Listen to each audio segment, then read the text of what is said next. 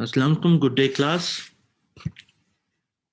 So today we are going to continue the Hamlet story and then we'll move on to our comprehension. So let's just give a brief overall and summary, a summary of the whole Hamlet, the play, and then we'll move forward. So let's start with the characters. So you see, the first character of the play is Hamlet himself, the Prince of Denmark, the hero or the person around whom the story revolves around. Then there is Claudius, the new king of Denmark, Hamlet's uncle, and another important character, Gertrude, his mother, the Queen of Denmark, Hamlet's mother. Then a very good friend of Hamlet, Horatio. Okay, so that is Hamlet's friend.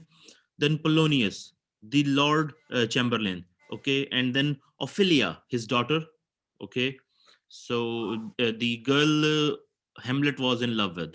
Okay, moving forward, we have Lurtz. ये Polonius' son है. This is you can say the brother of Ophelia. Fortinbras, the Prince of Norway, who came at the end to conquer everything and to just take control of everything. Then the ghost of his actual father, Hamlet's father, okay, the King of Denmark. Dear students, please turn off your mics.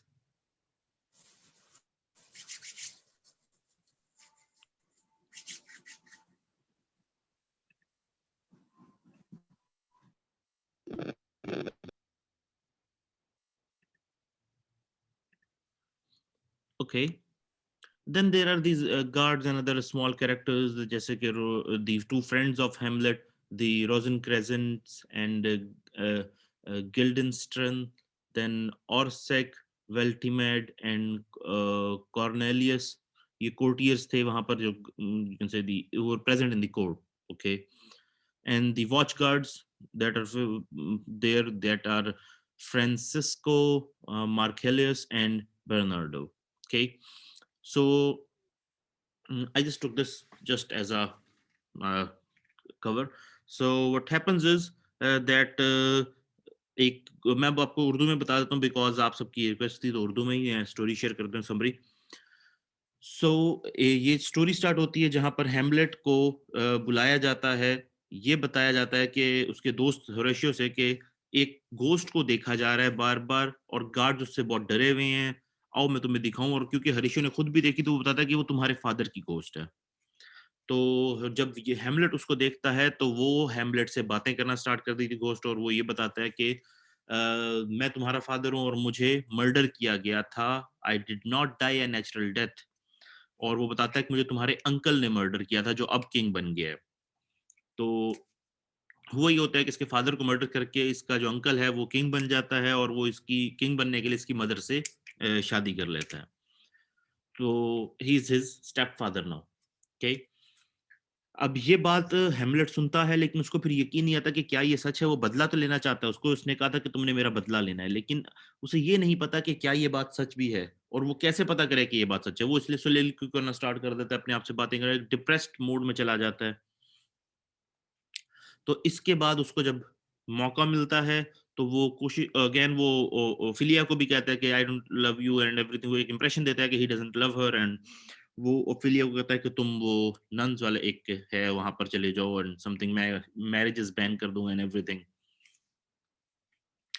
Later on उसे एक मौका मिलता है जहां पर वो अपने father को एक्सपोज कर सकता है. तब वो एक क्योंकि ये जो होते थे जैसे कि आज सर्कसेस होते हैं इस तरह से देयर वर दीज रिक्रिएशनिस्ट्स जो आया करते थे, टाउन टू टाउन फिरा करते थे. तो वो वहां पर म्यूजिक और इस तरह के डिफरेंट इवेंट्स करके लोगों को एंटरटेन किया करते थे. एंटरटेनर्स थे. तो घर लेंगे भला.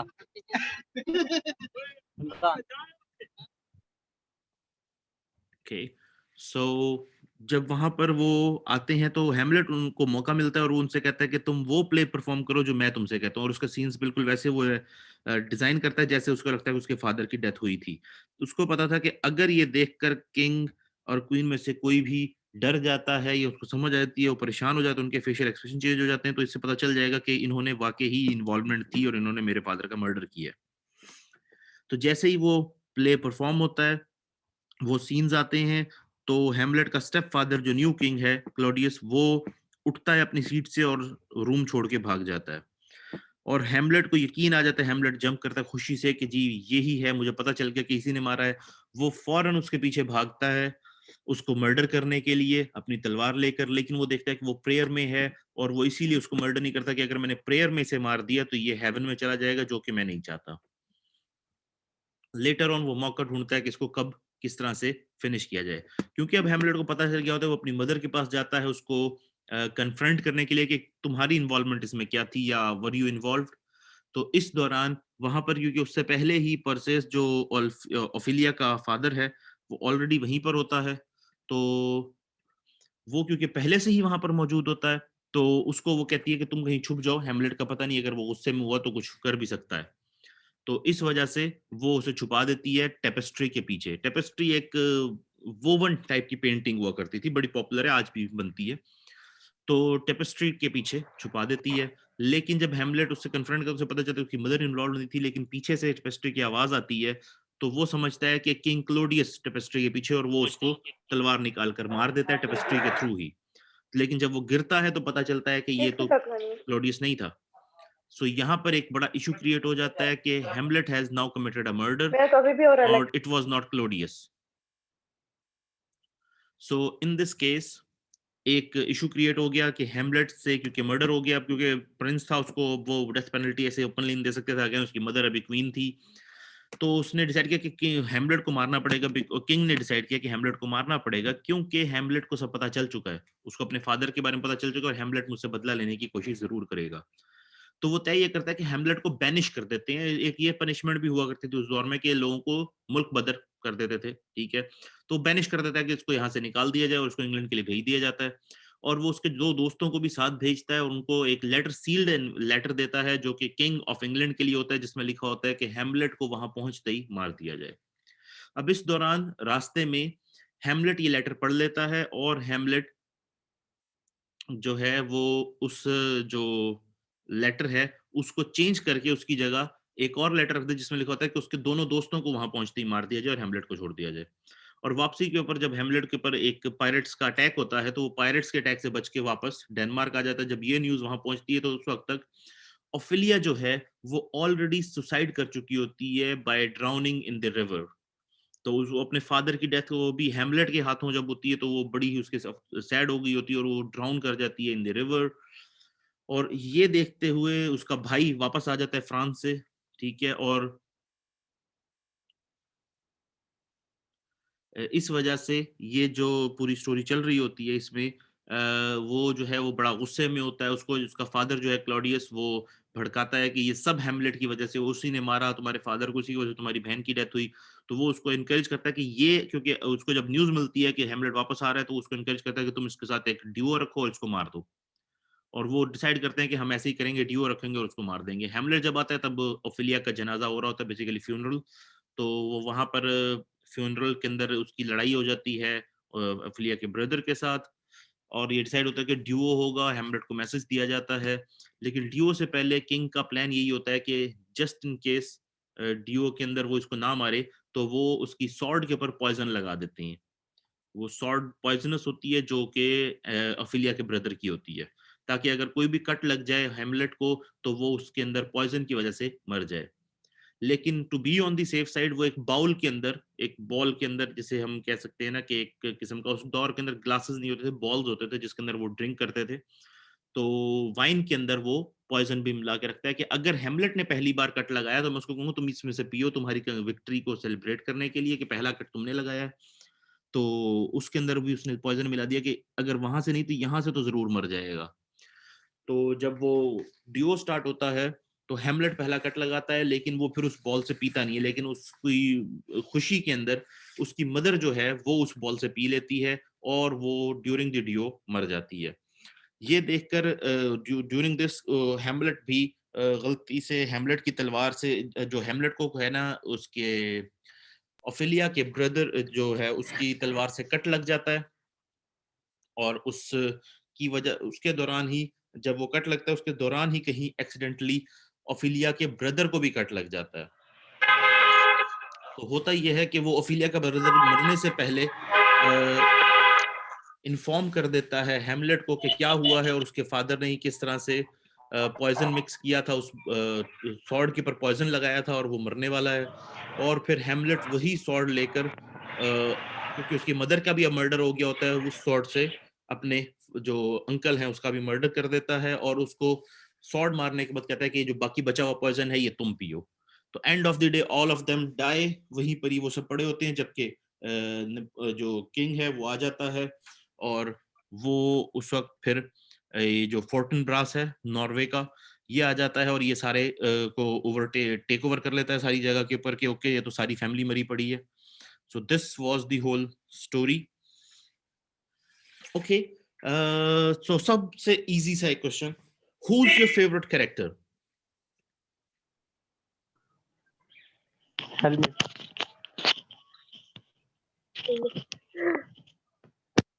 Ophelia. Hamlet. Okay, Hamlet. Hamlet. you should have a Hamlet. reason for selecting a particular character. Okay, okay, fine. Why? क्योंकि वो हीरो है इसलिए सबको ही पसंद होगा। और फिर Oh, वो no. अपने फादर से लव करता था जिसकी वजह से वो रिवेंज लेना चाहता था अपने अंकल से। Okay.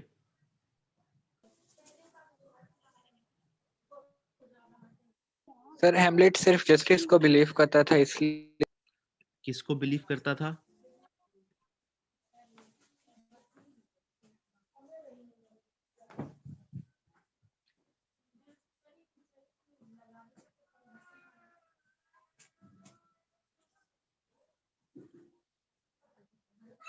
What were you saying? Sir justice इंसाफी यानी right way. Okay, fine. Okay, fine. नहीं, वो चलें। जस्टिस नहीं, उसने सिर्फ बदला लेने की कोशिश की थी। जस्टिस के लिए तो उस वक्त का अदालती निजाम भी था। Okay, well, the king, you can hardly get लेकिन कोई justice प्रूफ against तो the नहीं था। king, and there was no proof. So ये भी एक इशू उसके अंदर था। Okay, fine.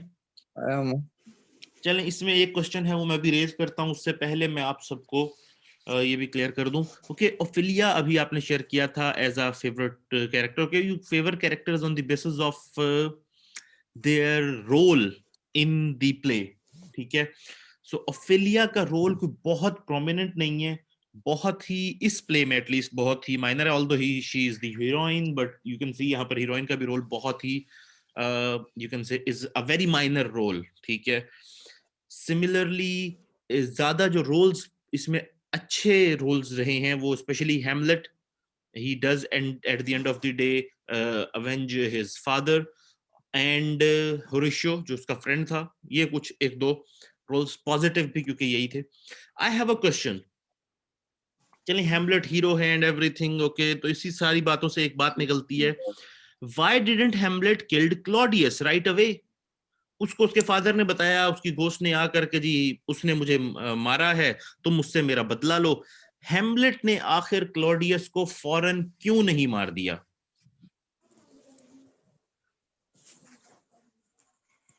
सर वो सोच रहा था शायद ये कोई झूठ ही ना बोल रहा हो या कुछ भी, तो वो प्रूफ के साथ मारना चाहता था ना कि सच में उसका ये अंकल ने उसका मर्डर किया है कि नहीं। सर अगर वो डायरेक्ट अपने अंकल को यानी किंग को मार देता तब भी तो फिर ये इशू क्रिएट हुआ था। क्या?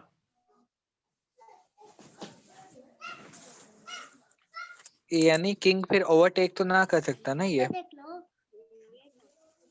Okay, why? पॉलिसी तो यही थी, अगर वो कोई इल्जाम लगाकर उसको मर्डर करता है तो वो तो किंगडम ओवरटेक कर सकता था। सर इल्जाम लगाने में और डायरेक्ट किल करने में तो फर्क है। नहीं नहीं, यही तो था, उसने वो इल्जाम लगाया था कि इसने मेरे फादर को मारा था, घोस्ट ने कहा था, इतने सारे गार्ड्स ने देखा, मेरे दोस्त होरिशियो ने देखा, घोस्ट ने मुझे ये बताया, हमने प्ले में भी देखा कि इसने यूं किया। Everything was there. चलें, लास्ट फ्यू मिनट्स इस मीटिंग के रह गए, इसके बाद एक मैं नई मीटिंग स्टार्ट करूंगा, तो हम कंप्रीहेंशन की तरफ चलेंगे। मैं इसका आपको आंसर क्लैरिफाई कर दूं। इसमें हैमलेट के कैरेक्टर की कई क्वालिटीज जो हैं वो हमें नजर आती हैं। अब ये आपने देखना है कि ये अगले प्ले के लिए मैं आपको बेसिकली प्रिपेयर कर रहा हूँ इस प्ले के थ्रू, कि आपने क्या क्या चीजें देखनी होती हैं different during reading this play. और हम क्योंकि उसका एनालिसिस करें, मैं बहुत इन डेप्थ एनालिसिस अभी आपको नहीं करवा रहा, it's just because we want you to speak English, okay, we want you to develop your English language skills, so our focus is more towards that side. Okay, at first you have to see that Hamlet, जो अभी एक female student ने answer किया था, that was correct.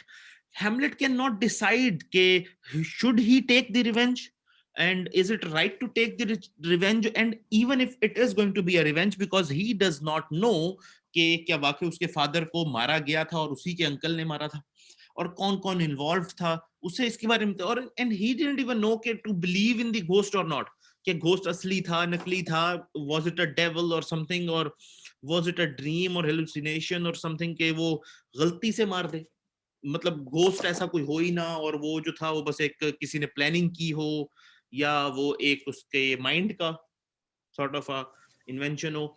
And even if the ghost was even true, कि हो सकता है मेरे फादर को डेथ से पहले ये ऐसा लगा हो कि उन्हें मर्डर किया गया, लेकिन उन्हें मर्डर ना किया गया हो, तो इट इज पॉसिबल, उनको ऐसा लग सकता था ना। तो ही, इससे उसके एक जो इंपॉर्टेंट पॉइंट है कि he is more like someone who is constantly reasoning, वो रीजन कर रहा है कि क्या ऐसा किया जाना चाहिए, तो वो एक समझदार बंदा वो यहाँ पर नजर आता है आपको, ठीक है। देन एक और मोमेंट है जहां वो हेजिटेशन करता है, जहां पर वो प्रे कर रहा होता है सर क्लॉडियस। जब उसका अंकल उसमें प्रेइंग रूम में था। यस, राइट, जब उसका अंकल प्रे रूम में था और वो प्रे कर रहा था, तो उसने कहा कि नहीं, ये तो सीधा जन्नत चला जाएगा, he will go to paradise, अगर मैंने इसको यहाँ मर्डर कर दिया तो I won't kill him here. Again he reasons. और लास्टली क्लॉडियस को मारने के लिए ना उसकी वो मोरालिटी जस्टिफाई नहीं कर सक रहा था। You see, he couldn't remain unable to decide whether killing Claudius is morally justifiable, क्योंकि वो मर्डर तो कर सकता था, लेकिन क्या वो मॉरली जस्टिफाइबल भी होता, उसके लिए उसने पहले ये डिसाइड किया कि ये तय किया जाए कि क्या ये वाकई ही मर्डर है, उसके बारे में सस्पिशन पहले लेके आई जाए। तो उसके लिए उसने वो प्ले अरेंज किया and he did all that, and जब उसको ये श्योर हो गया तब उसने डिसाइड किया okay now how do we murder him, okay. And one more thing जो आप यहाँ नोटिस करेंगे, Hamlet is not a violent person, और वो वायलेंस को अवॉइड कर रहा है कॉन्स्टेंटली, और उसकी वजह है because he is a reasoner, he is a thinker, he reasons, he constantly reasons, वो soliloquy भी कर रहा है, उसके अंदर भी रीजन कर रहा है कि ऐसा है तो ऐसा क्यों है, ऐसा है तो ऐसा क्यों है, ओके। तो एक बहुत पॉपुलर इसकी सेइंग भी है, वो भी मैं अभी आपसे शेयर कर देता हूं। वो वायलेंस को अवॉइड करना चाह रहा है बिकॉज दो टाइप के लोग होते हैं, एक जो बहुत जल्दी गुस्से में आके एक्ट कर देते हैं, फौरन तलवार निकाली जी, नहीं ये क्या हुआ है, इसने मेरे फादर को मर्डर किया। और दूसरा बंदा जो थिंक करता है, रीजन करता है, सोचता है, समझदार बंदा है, तो उसको एक समझदार सोचने वाला बंदा दिखाएगा कि वो पहले रीजन करता, देखता है कि वाकई ऐसा हुआ है तो जाकर मैं एक्शन लेता हूँ। और ये भी नहीं कि वो ही इज वीक, वो जाता है जब एंड पे एक्शन लेना होता है तो वो जीत भी जाता है और एक्शन भी लेता है और वो मर्डर भी कर देता है। तो एक थिंकर, एक reasonable, as a good king, as a good prince उसको दिखाया गया है। और वो अक्सर soliloquy के अंदर एक बात कहता है, टू बी और not to be, that is the question. You see, so इस तरह के जो वो कोटेशंस वगैरह ये कह रहा होता है, तो ये soliloquy कर रहा होता है, ये बड़े ही थिंकिंग वाली बातें होती हैं, कि बड़ा गौर फिक्र करने वाला बंदा ऐसी बात कर रहा होगा, टू बी और not to be, that is the question. क्योंकि वो अपने आप से पूछ रहा होता है कि क्या ऐसा करना चाहिए, क्या ये सही था।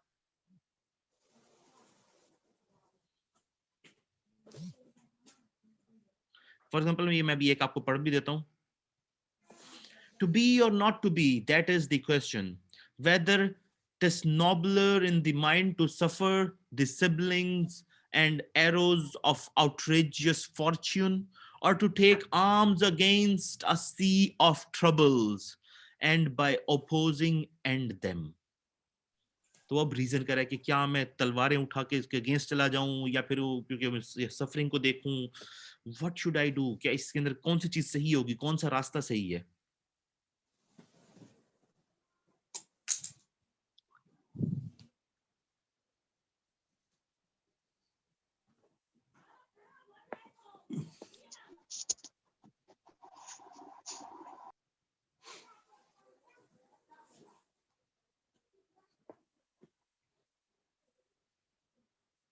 Okay, I have another question for you. What does the ending of Hamlet mean? जो एंड पे सब मर गए, इससे आपको क्या पता चलता है? सर एंड में उसका एक फ्रेंड जो होता है सर, वो भी हैमलेट को पी लूं, लेकिन सर उसे वो मरने नहीं देता, बिकॉज कहता है कि तुम दुनिया को सच बताओगे कि किसका मतलब क्या स्टोरी थी क्या नहीं। ओके, सर सच के लिए किसी भी हद तक जाना चाहिए, सच और ओके, इंसाफ के लिए। और सर प्रूफ के बिना पे किसी को कुछ कहना चाहिए, ओके, प्रूफ हो तो फिर ही। ओके, सर इसमें इस प्ले में जिस तरह से उसने कत्ल किया या एंड हुआ है इसका, जिस तरह से, इससे तो यही ओके, पता चलता है कि ताकि सारी दुनिया को खत्म कर दें, मगर इंसाफ नहीं खत्म होना चाहिए। यस उसमें सर। ओके, घर वाले हों या कोई भी हो, फ्रेंड हो, जो कोई भी हो, वो खत्म हो जाए, मगर इंसाफ होना चाहिए, ओके, सच की जीत होनी चाहिए। फाइन, फाइन, चलें, let me give sir you my peace of mind. Okay, so for instance, both Hamlet and Laertes are fatally poisoned during their facing match. Okay, and before he dies, Hamlet kills Claudius.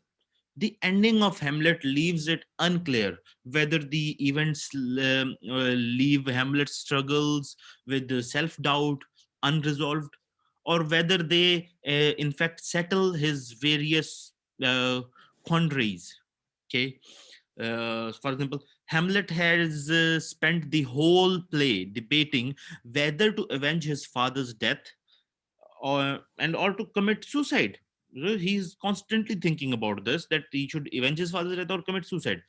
And the final finale effectively, you can say, enables him to perform both these things. He kills his he takes the revenge, he kills his father's enemy, and then he actually dies himself. Okay, he basically, it was sort of a suicide, okay, you can say, but he actually, at the end of the day, even in suicide, he was going to die, so he dies. Okay, what's unclear over here, that again, this is Shakespeare, he is a very good playwright, he creates a interesting story. What's very unclear over here is, though, is the degree to which Hamlet's final acts are intentional. That did he do all this intentionally, or was it all unintentional? And if it was all unintentional, then what was Hamlet's role in it? Okay, it's very important to think about it. Similarly, likewise, it isn't clear whether Hamlet gets any satisfaction from finally killing Claudius. You see, he just kills him, he dies himself, everybody else is dead everywhere. The king just comes in and takes over, and we don't know if Hamlet was even satisfied by killing. Okay, you see, this is also a question being raised, that okay, should revenge be taken throughout the play? That what would revenge give you? This is also an important question that has been discussed at a lot of times. Okay, everyone. So the time for this meeting is almost up. I'll just start a new meeting and then share you the link. Thank you.